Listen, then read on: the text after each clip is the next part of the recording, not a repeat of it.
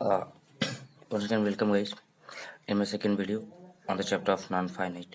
Okay, already we had discussed about non-finite. How does a form, uh, how does a verb form a non-finite? When does it become a non-finite? सो हम लोगों का उस आपने पहले video में बहुत कुछ सीखा था कि एक वर्ब नॉन फाइनाइट कब बन जाता है, कैसे बन जाता है। आज हम लोग देखेंगे कि नॉन फाइनाइट का कितना काइंड होता है, वर्ब को हम पहचानेंगे कैसे कि वो नॉन फाइनाइट है। इन सब चीज़ों को आज हम देखेंगे। तो चलिए सबसे पहले हम लोग काइंड के बारे में डिस्कशन करते हैं और काइंड के बारे में डिस्कशन करने के बाद उन सारे काइंड्स को पहचानना सीखेंगे। Okay, so let's start our journey. There are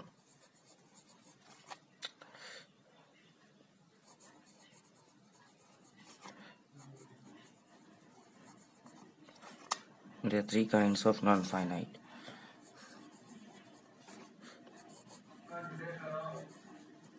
तो नॉन फाइनाइट कितने काइंड का होता है? नॉन फाइनाइट 3 काइंड का होता है। पहला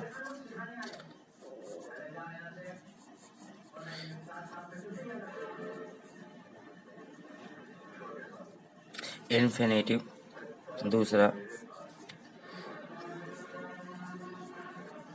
जेरंड और तीसरा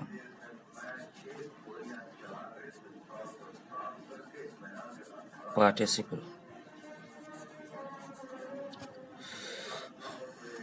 ओके गाइस, तो हम लोगों ने देखा कि नॉन फाइनाइट का कितना काइंड होता है। नॉन फाइनाइट का 3 काइंड होता है। पहला काइंड है इन्फिनेटिव, दूसरा काइंड है जेरंड और तीसरा काइंड है पार्टिसिपल। ओके, अब चलिए हम लोग एक एक करके डिफाइन करते हैं। Number 1,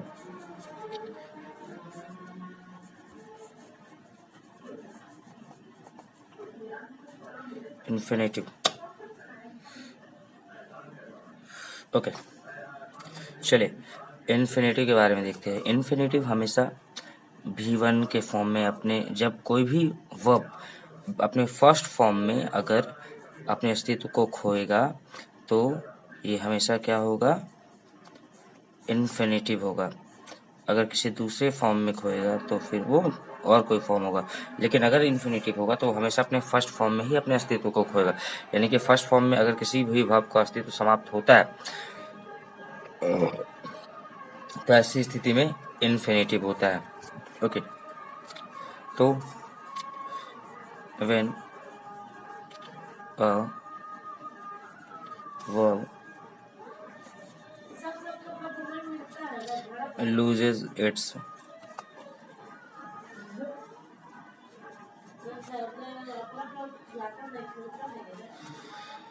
when a verb loses its existence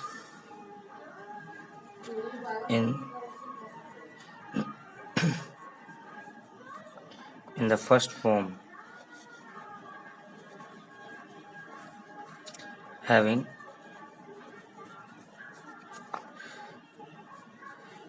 two before it,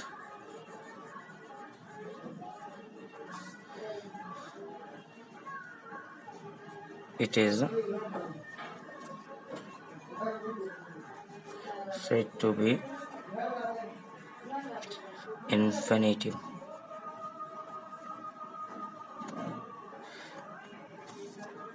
okay guys, तो डेफिनेशन क्या बोलते हैं?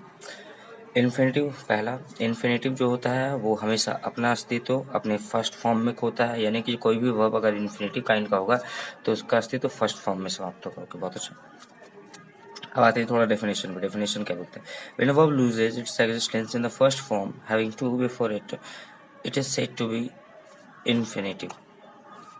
कोई भी वर्ब जब अपना अस्तित्व अपने फर्स्ट फॉर्म में खोता है तो उसे हम लोग क्या बोलते हैं? इन्फिनेटिव बोलते हैं। और जनरली इन्फिनेटिव के पहले टू होता है। यानी कि 2 + V1, तो समझ जाना, जहाँ पे भी आप लोग देखना है 2 + V1 तो समझ जाना वो क्या है? इन्फिनेटिव है। एग्जाम्पल के तौर पे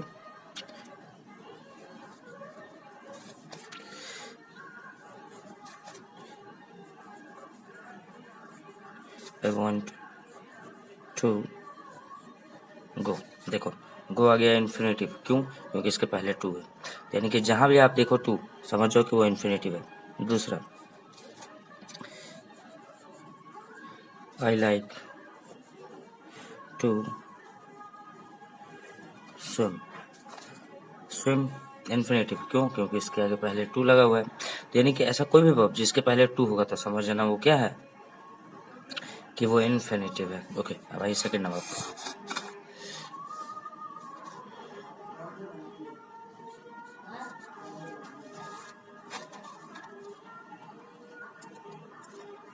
दूसरा है gerund.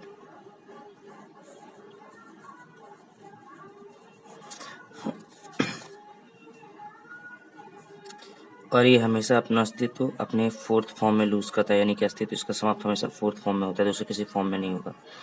Okay, when a verb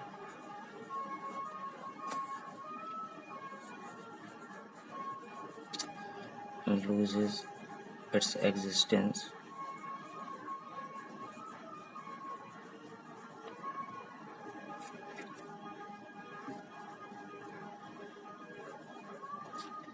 in fourth form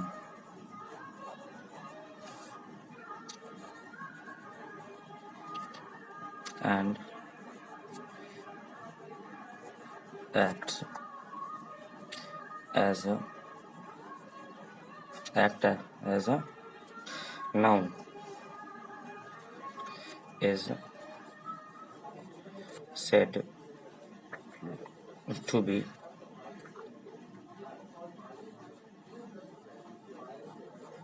gerund.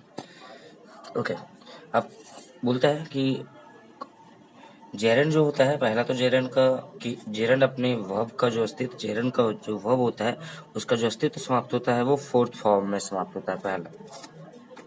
अब दूसरा बोलता है when a verb loses it's existence in fourth form.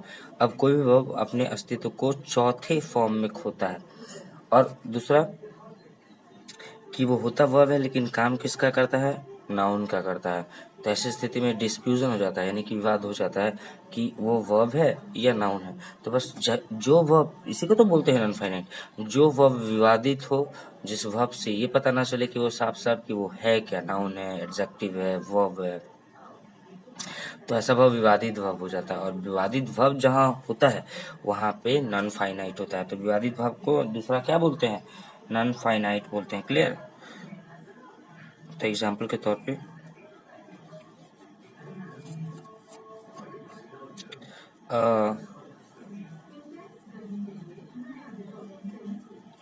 swimming makes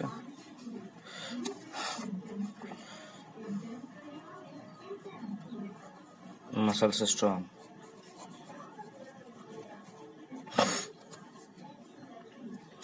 देखो, अब ये एक वर्ब स्विम से बना हुआ है। अब ये सबसे पहला बात कि ये है तो एक वर्ब, लेकिन यूज हुआ है एक सब्जेक्ट के स्थान पे। अब सब्जेक्ट के स्थान पे जाहिर सी बात है वर्ब तो हो नहीं सकता है, सब्जेक्ट के स्थान पे जो भी हो या तो नाउन होगा या तो प्रोनाउन होगा, वर्ब तो कभी हो नहीं सकता है।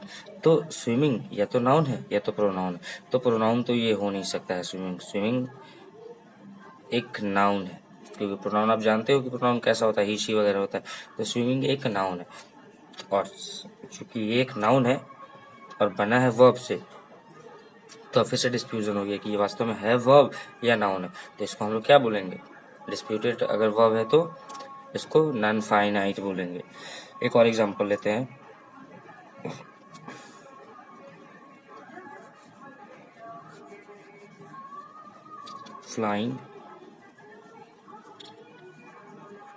Flying is my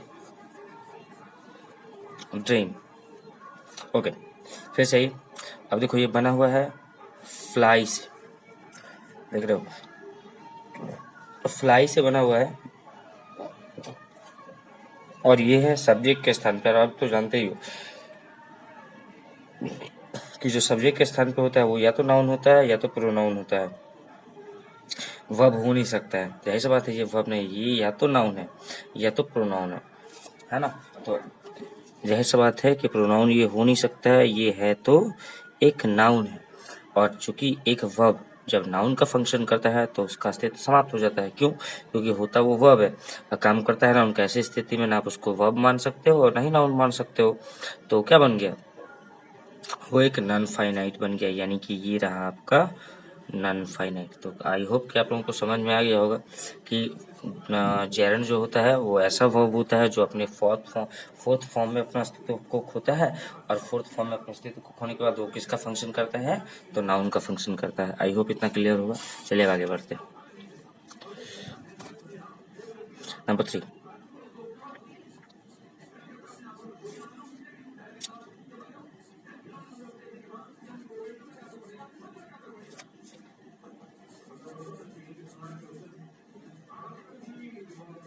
participle.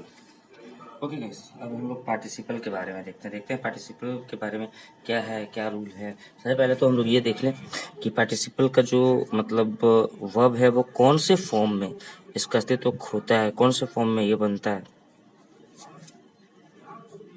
या तो अपने थर्ड फॉर्म में बनता है या तो फोर्थ फॉर्म में बनता है। पार्टिसिपल क्या होता है, या तो थर्ड फॉर्म में बनता है या तो फोर्थ फॉर्म में बनता है। इसके अलावा ये दूसरा किसी भी फॉर्म में नहीं बन सकता है। तो कौन कौन से फॉर्म में नॉन फाइनाइट होता है? पहला इन्फिनेटिव V1 में होता है, दूसरा जेरंड V4 में होता है, और तीसरा पार्टिसिपल जो कि थर्ड और फोर्थ फॉर्म में होता है। चलिए इसको डिफाइन करते हैं। When a verb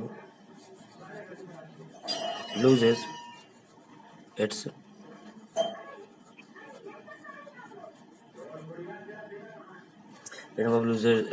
existence in third or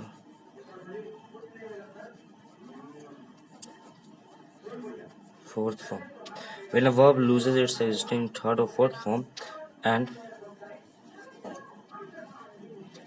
acts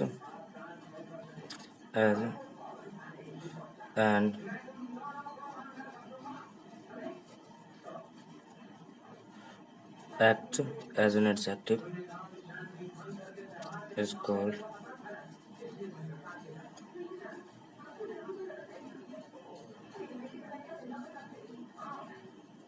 participle.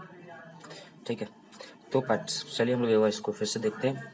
Participle पहला थर्ड फॉर्म या फोर्थ फॉर्म में होता है, इसके अलावा किसी भी फॉर्म में नहीं हो सकता है। फिर से मैं आपको बताना चाहूँगा कि इन्फिनेटिव फर्स्ट फॉर्म में, जेरंड फोर्थ फॉर्म में, पार्टिसिपल थर्ड फॉर्म या फोर्थ फॉर्म में। हाँ, यहाँ पे एक कन्फ्यूज़न हो सकता है थोड़ा सा आप लोगों को पहचानने में कि जो जेरंड होता है वो भी फोर्थ फॉर्म में होता है, पार्टिसिपल जो होता है वो भी फोर्थ फॉर्म में होता है।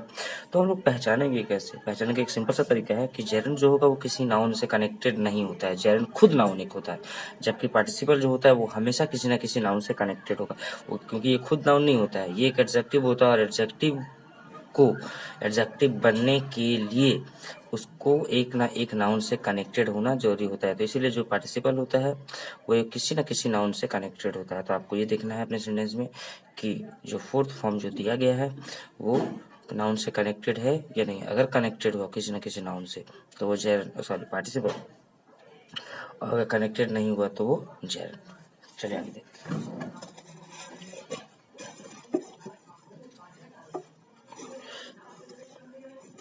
तो अब चलिए एग्जांपल देखते हैं।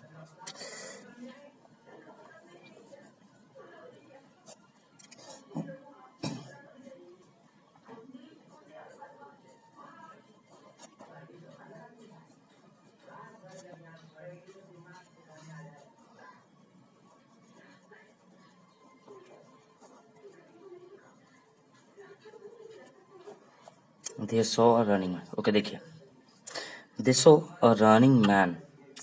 ओके, ये रहा नाउन, और ये नाउन कैसा है? एक ये मैन है, मैन कैसा है? मैन की विशेषता क्या थी? तो रनिंग। वो आदमी की विशेषता थी कि वो दौड़ रहा था। अब देखो ये बना हुआ है रन से, और रन है एक वर्ब, है ना, वर्ब। लेकिन ये चूंकि मैन से कनेक्टेड है, नाउन से कनेक्टेड है, और उसकी विशेषता बतला रहा है और है वर्ब, तो आप उसको क्या मानोगे? वर्ब मानोगे या एडजेक्टिव मानोगे? कंफ्यूजन हो गया ना। तो इसलिए ये क्या बन गया? ये है एक पार्टिसिपल, ये है आपका पार्टिसिपल। जैसे दूसरा लेते हैं,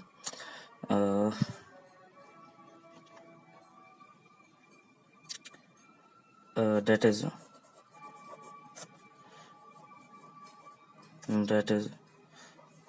a burning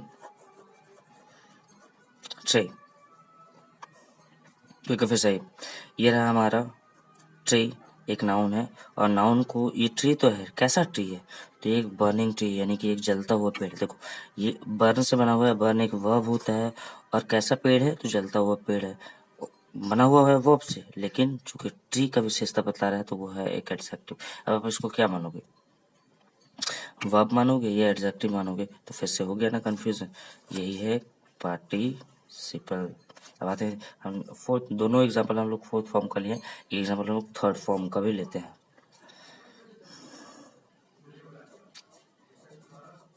this is a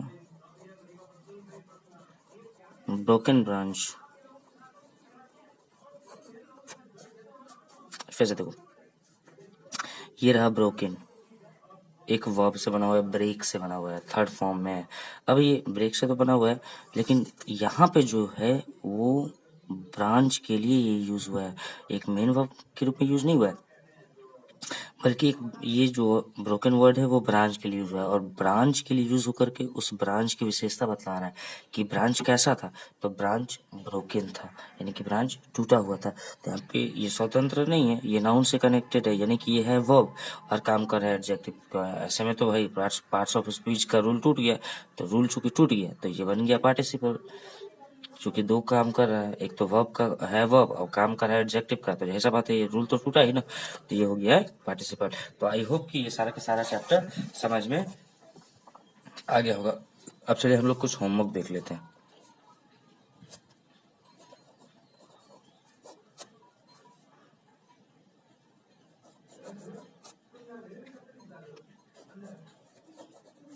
ठीक है, 3 examples of each of the non-finite